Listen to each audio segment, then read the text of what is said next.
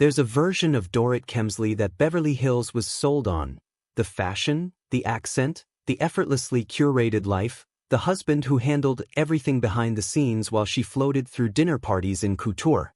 And then there's the version we're watching right now. And I have to be honest with you, I don't think any of us were prepared for how close to the edge this story actually got. Because here's what we know.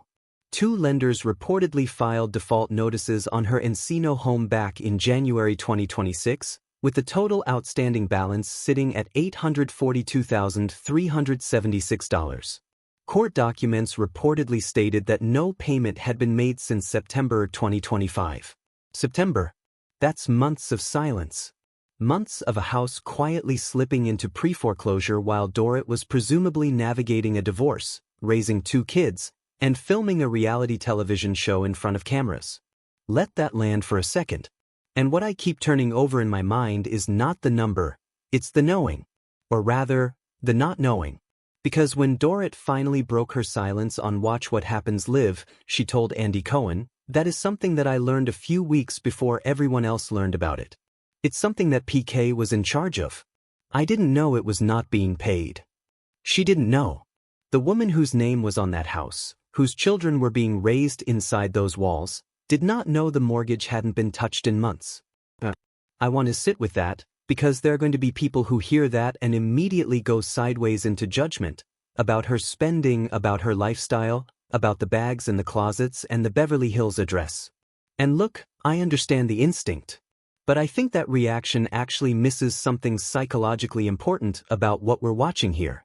When you are in a marriage where one person controls the finances entirely and the other person is expected to simply trust that things are handled, the moment that trust is violated isn't just financial. It is a complete restructuring of your reality. Everything you thought was stable turns out to have been sitting on a foundation you were never allowed to inspect. During an episode of RHOBH, Dorit revealed that when she and PK separated, he said that the finances would stay the same. And then, a month later, she got an email saying he had decided he was no longer going to do that. An email.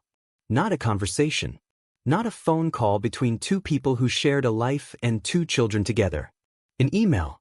And I think that detail tells you everything you need to know about the emotional dynamic at play. This wasn't a couple falling apart mutually and painfully. This was a woman being managed out of a situation while being kept in the dark until it was legally unavoidable. Dorit has also previously accused PK of using their financial situation against her. That framing matters. Because it suggests this wasn't accidental chaos. It paints a picture, and viewers online have started to wonder whether the financial fallout was being used as leverage, as pressure, as a way to maintain control even after the marriage functionally ended. I'm not confirming that. Nobody can confirm that.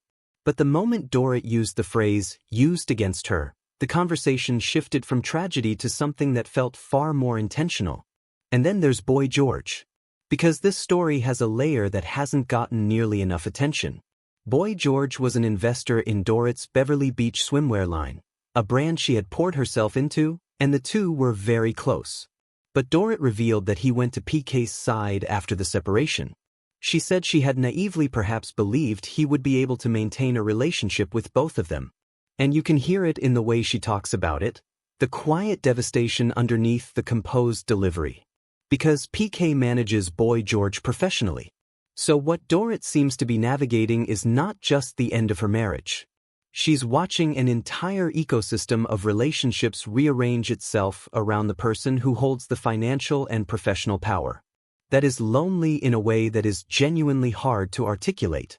The Beverly Beach brand itself appears to have quietly collapsed. The last posting on its social media was from 2023, there's no longer a website, and there's no place to buy items. For a woman who gave up a career she loved to build a life with PK, who then fought to rebuild something creative and entirely her own, watching that fade without ceremony is its own kind of grief. And I wonder if that loss has gotten swallowed up in the bigger headlines about foreclosure and divorce, when actually it represents something just as significant, the erasure of a professional identity that she spent years trying to reclaim. Now, Dorit is promoting her memoir, Unburdened. And that title, I mean, look at the word she chose. Unburdened. That's not a casual selection. That's a declaration. She recently spoke with People in June 2026 about her future on RHOBH, and as of now, there's been no casting confirmation for Season 16 following what was, by many accounts, a divided Season 15. There are people in the fanbase who are quietly worried she's being edged out, that the show might let her story trail off into ambiguity rather than give it the resolution it deserves. And I genuinely don't know how I feel about that possibility. As for co-parenting with PK, Dorit said in a June 2026 interview with Extra, "We've been separated for almost 2 years. The majority of the time, he has refused to have any kind of relationship. It's very difficult to co-parent when you have that happening." She also said she had spent the majority of her time trying to nurture some kind of respectful, peaceful connection, and it kept hitting walls. That's exhausting in a way that goes beyond drama. That's a daily, lived weight. When asked about her own dating life, Dorit confirmed on RHOBH that she's not yet dating anyone. "But I'm very open," she said. "So if anybody that's interesting and cute, yes, maybe, down the line.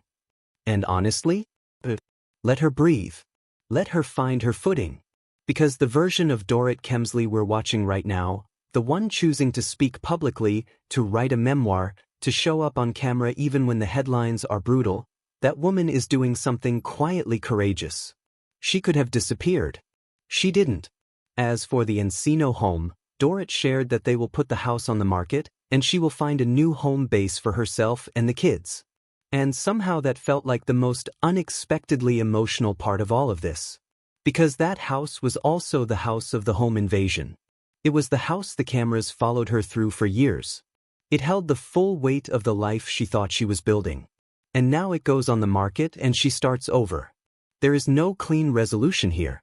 There's no reunion moment where the credits roll and everything is tied up. There are 2 kids watching their parents navigate something genuinely hard. There's a woman rebuilding her financial understanding from scratch, her professional identity from scratch, her social world from scratch, often simultaneously and on camera.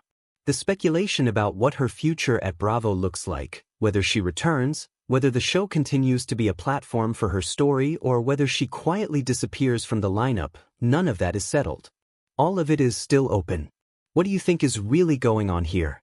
Do you believe Dorit had no knowledge of the financial situation, or does something about the timeline make you wonder? And if you were a Bravo executive right now, would you give her a full Season 16 arc to finish this story the way it deserves? Drop everything in the comments, because I have a feeling this conversation is just getting started.